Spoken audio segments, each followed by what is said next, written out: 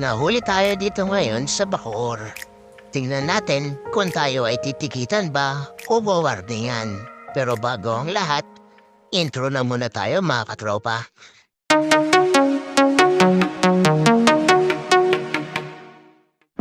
Hello mga katropa! Welcome back sa aking video. So recap tayo ng ating video for today.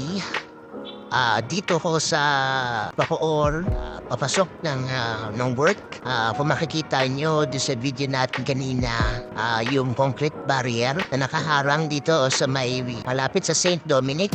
So, nasa stoplight tayo at mabante na ako dahil malapit ng mag-green light. So, alam naman natin kapag naka-green light dito sa may St. Dominic, lalo na pag kaliwa, ay tayo ay pwedeng overtake o kaya mag-counterflow. Yan. So, ngayon, kala ko si Kuya, pinara ko dahil hihingi ng sticker, yung pala hindi. So, may violation daw tayo. Sabi ni Sir is counterflowing tayo daw. Yan. So, pero ang pagkakaalam ko talaga dito sa may St. Dominic, kapag kakaliwa tayo, is pinapag-go nila kapag kulay green. O pinapa-counterflow nila kapag green na yung ilaw. So ngayon kung makikita nyo dito sa video, pinapaliwanag ko nga na pag green ay kaliwa, magka-counterflow. Nasanayan na natin yan dito sa may St. Dominic. So ngayon pinapaliwanag ni Sir dito sa video natin na bawal na daw yung counterflowing dito. So lalo na kapag may mga kasalubong na sasakyan, delikado talaga naman. Ayan, tapos sinasabi nga ni Sir na bababaan na lang yung violation ko, bababaan na lang yung babayaran. Kasi yung counterflowing guys ay 1,500 mga katropa, ayan.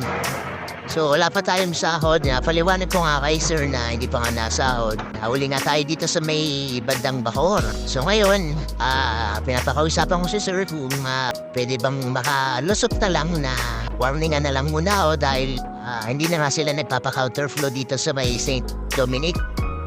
So yan mga katropa, tandaan natin, hindi lahat ng pwedeng mag-counterflow ay pwede natin lusutan ng counterflowing. So ngayon, paalala natin sa mga katropa natin, mga bubayahe papunta dito sa may Bacoor. Bawal na daw ang counterflowing dito sa may bandang St. Dominic kapag kakaliwa. Doon na tayo sa may loob ng barrier. So lalo-lalo na dito sa may parting na to at marami talaga lang nauhuli dito. So ingat palagi tayo mga katropa at ride safe sa inyong lahat. At yun, shoutout tayo sa mga nagpapa-shoutout. Ayan, shoutout na tayo kay Carlo Bike Brad. So yun, sa mga gusto pang ma-shoutout sa ating next video, comment lang kayo dyan sa baba. So yun mga katropa, sa mga nagtatanong kung na-warningan ba tayo o natikitan tayo dito, na-warningan lang po tayo dito guys. Pinibigyan tayo ni Sir, maraming salamat sa iyo Sir. Saludo ko sa iyo, maraming salamat po. Dahil first time ko lang talaga dito na-encounter yung nahuli sa counterflowing.